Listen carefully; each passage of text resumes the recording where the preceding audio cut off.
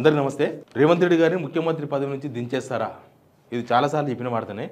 కాకపోతే ఈ మధ్య ఒక 4-5 డేస్ నుంచి మొన్న ఢిల్లీ పోయి వచ్చినప్పటి నుంచి అక్కడక్కడ ఇంగ్లీష్ వెబ్సైట్స్లో కొన్ని తెలుగు పేపర్లలో కూడా డిసెంబర్ ఒక డెడ్ లైన్ పెట్టుకున్నది హైకమాండ్. ఆయన మార్చేస్తారు. నెక్స్ట్ నెంబర్ 2 అని ప్రచారం చేసుకున్న పొంగులేటి శ్రీనివాసరెడ్డికి అవకాశం ఇవ్వచ్చు అని కొన్ని కథనాలు వస్తున్నాయి. అసలు దీనిలో వాస్తవం ఏముంది, దీనిలో నిజమా, ఇట్లాంటివన్నీ చాలా చాలా చర్చలు ఉన్నాయి. బట్ మొన్న ఢిల్లీ పోయి బీసీ దానికోసం జంతర్ మంతర్ దగ్గర ధర్నా వేసి వచ్చిన తర్వాత ఈ చర్చ కాంగ్రెస్ కార్యకర్తల మధ్య, సేమ్ టైం రేవంత్ రెడ్డిని అభిమానించే వారి మధ్య కూడా జరుగుతుంది. రేవంత్ రెడ్డిని అభిమానించేవారు రేవంత్ రెడ్డిని మారుస్తారు అని ఎప్పుడు వాళ్ళకి అనుమానం రాదు. బట్ ఇప్పుడు వాళ్ళు కూడా అనుమానించే విధంగా పరిస్థితులు అంతా అట్లా దాపురించినాయి, అట్లా కనిపిస్తున్నది. కాబట్టి ఏం జరుగుతుంది ఢిల్లీలో, నిజంగా ఏంటి రాహుల్ గాంధీ రేవంత్ రెడ్డిని దించేసి ఏం చేస్తాడు, అసలు స్కోప్ ఉందా, ఈడ దమ్మున్నోడు ఎవడు, ఇవన్నీ చాలా చాలా చాలా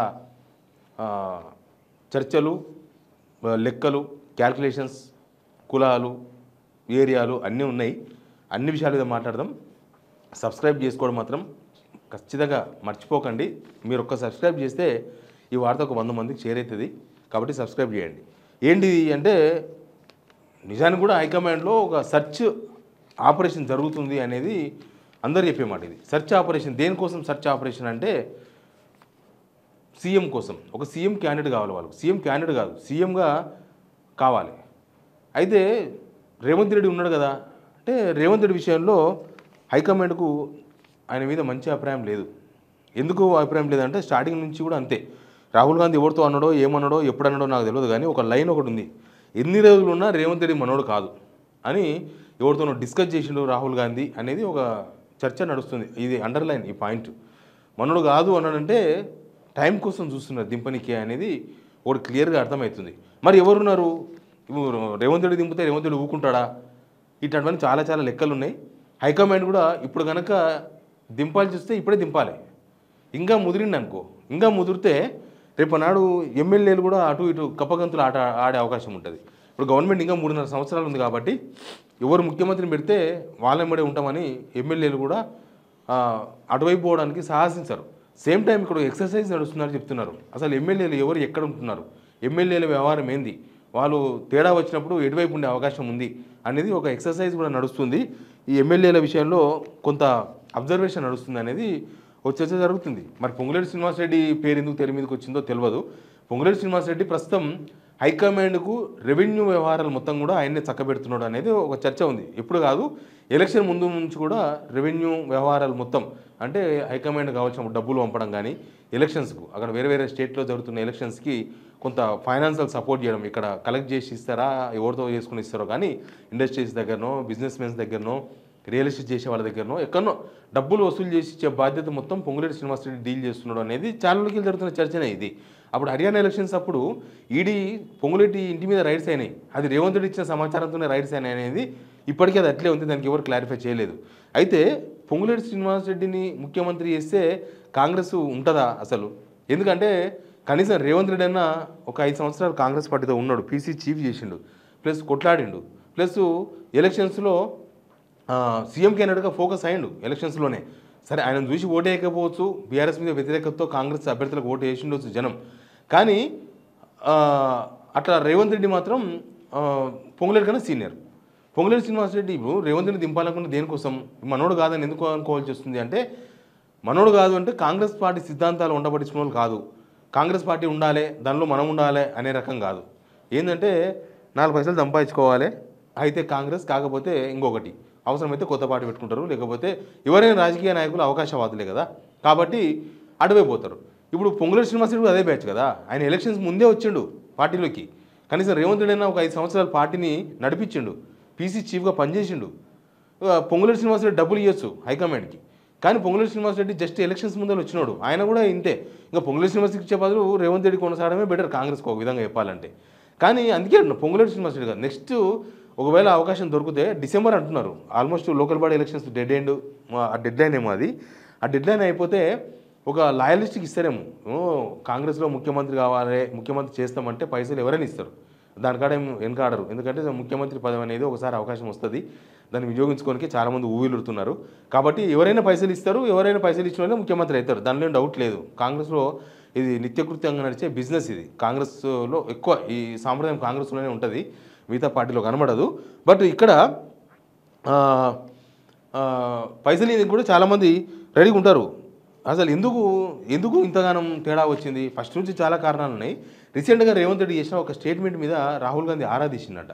ఏంటంటే మొన్ననే జంతర్ మంతర్లో నేను రాహుల్ గాంధీని ప్రధాని చేస్తా అనేది అది సింగులర్ వర్డ్.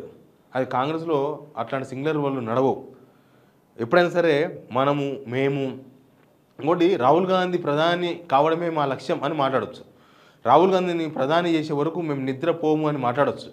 కానీ రాహుల్ గాంధీని నేను పీఎం చేస్తా, మోడీని దింపేస్తా, రాహుల్ గాంధీ ప్రధానమంత్రిని చేస్తా. అంతకుముందే ఆయన నేనే ఎల్ఓపి చేసిన చెప్పున్నాడు రేవంత్ రెడ్డి గారు. ఎల్ఓపి అంటే ప్రధాన ప్రతిపక్ష నేత నేనే చేసిన, అది కూడా రాహుల్ గాంధీకి బాగా మండిపించిందట.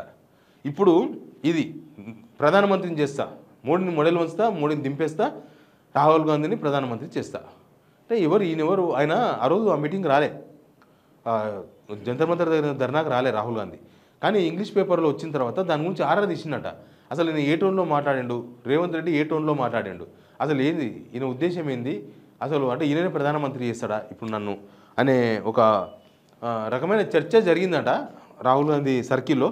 మరి ఆయన ఏ కాంటెక్స్ట్లో రేవంత్ రెడ్డి మాట్లాడిండు, ఏ కాంటెక్స్ట్లో అది అర్థమైంది వాళ్ళకు, అర్థమైందో తెలియదు. ఏ కాంటెక్స్లో రాహుల్ గాంధీ అర్థం చేసుకుంటాడు. ఎందుకంటే వాళ్ళు ఇట్లాంటి ముఖ్యమంత్రులను చాలామంది చూసి ఉన్నారు. రాహుల్ గాంధీ చిన్నగా గోళీ ఆట ఆడుతున్నప్పుడే వాళ్ళ ఇంట్లో ఒక 10-15 మంది ముఖ్యమంత్రులు ఇంట్లో బాబు అని చాక్లెట్ ఇచ్చేవాళ్ళు.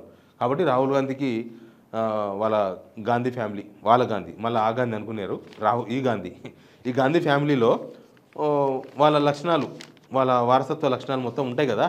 భరించలేని వ్యవహారం ఇది, వాళ్ళకు అంత ఈజీగా జీర్ణించుకునే వ్యవహారం కాదు.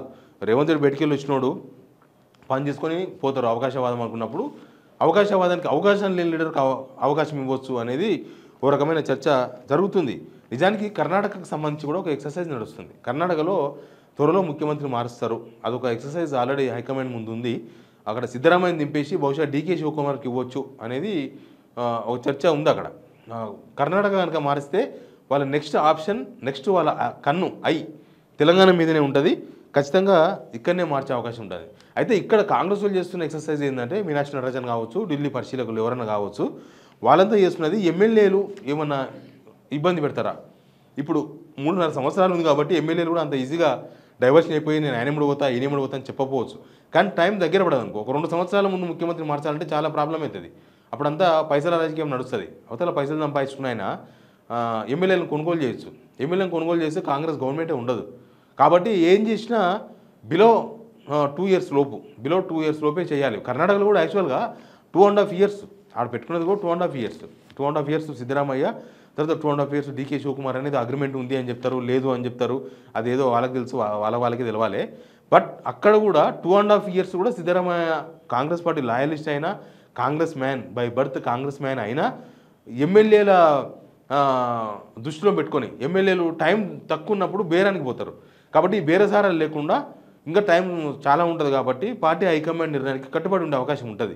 కాబట్టి సిద్ధరామయ్య విషయంలో కూడా 2.5 ఇయర్స్ కాదు 2 ఇయర్సే మ్యాక్సిమం పెట్టుకోవాలి.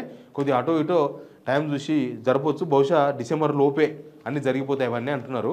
ఒకవేళ కర్ణాటక కనుక జరిగితే నెక్స్ట్ జరగబోయేది నెక్స్ట్ ఇక్కడనే తెలంగాణనే నెక్స్ట్ జరుగుతుంది. ఇంకా ఎప్పటికైనా మనోడు కాదనుకున్నప్పుడు వాళ్ళకి పెద్ద మ్యాటర్ కాదు, జరపాలి అనుకున్నప్పుడు జరపడమే ఉంటుంది. కాబట్టి ఇక్కడ ఏమవుతుందో తెలియదు. ఇవన్నీ కూడా ఊహాగానాలు అని చెప్పడానికి కూడా అవకాశం లేదు. కొంత దీనిలో నిజం కూడా ఉన్నట్టు కనిపిస్తుంది. ఎందుకంటే మనకు జరుగుతున్న పరిణామాలు అన్నీ కూడా చూస్తే అర్థం. ఈ మధ్య పీసీ చీఫ్ మహేష్ కుమార్ గారు ఒక మాట మాట్లాడండి, జస్ట్ నిన్నే అనుకుంటుంది, నెక్స్ట్ బీసీ ముఖ్యమంత్రి రాబోతున్నాడు అని ఆయన ఒక మాట అన్నాడు. నెక్స్ట్ బీసీ ముఖ్యమంత్రి అంటే నెక్స్ట్ కాంగ్రెస్ వస్తుందో రాదో తెలియదు. నెక్స్ట్ బీసీ ముఖ్యమంత్రి ఎప్పుడు వస్తారంటే రేవంత్ రెడ్డిని దింపినప్పుడు మాత్రమే బీసీ ముఖ్యమంత్రి వచ్చే అవకాశం ఉంటుంది. కాబట్టి మరి ఆయన పీసీ చీఫ్ అయినా నెక్స్ట్ అంతకుముందు రేవంత్ రెడ్డి పీసీ చీఫ్ అయి తర్వాత ముఖ్యమంత్రి అయ్యాడు. బహుశా ఇప్పుడు ఆయన పీసీ చీఫ్గా ఉన్నాడు. కాబట్టి నెక్స్ట్ బీసీ ముఖ్యమంత్రి అంటే తనే ముఖ్యమంత్రి అవుతాయని చెప్పుకుంటున్నాడేమో, అది కొంత లాజిక్ దొరకబడాల్సిన అవసరం ఉంది. కాబట్టి ఆయన కూడా ఆ మాట అనేసరికి ఏంది ముఖ్యమంత్రి ఉన్నాగా మళ్ళీ బీసీ ముఖ్యమంత్రి వస్తారని చెప్పుకునే పరిస్థితులు ఎందుకు వస్తాయి? ప్లస్ ఇంకా అసలు హైకమాండ్ డిసైడ్ చేస్తే తప్ప ఎవరు ముఖ్యమంత్రులు కారు ఇక్కడ. మరి అట్లాంటప్పుడు ఒక నెక్స్ట్ బీసీ ముఖ్యమంత్రి వస్తాడని పీసీ చీఫ్ ఎట్లా చెప్పగలుగుతున్నాడు అనేది కూడా ఒక పెద్ద క్వశ్చన్ కాంగ్రెస్ కార్యకర్తల ముందు, రేవంత్ రెడ్డి అభిమానుల ముందు ఉంది. బట్ ఏం జరుగుతుందో తెలియదు. పార్టీ అయితే మొత్తం హ్యాండిల్ చేసి పడేసిండ్రు. నెక్స్ట్ ప్రభుత్వాన్ని హ్యాండిల్ చేసే ప్రయత్నాలు నడుస్తూ ఉన్నాయి. రేవంత్ రెడ్డి విషయంలో మొన్న ఢిల్లీ వచ్చిన అందరికీ అర్థమైంది, ఢిల్లీలో రేవంత్ రెడ్డి పతారా జీరో. రేవంత్ రెడ్డికి విలువ లేదు ఢిల్లీలో.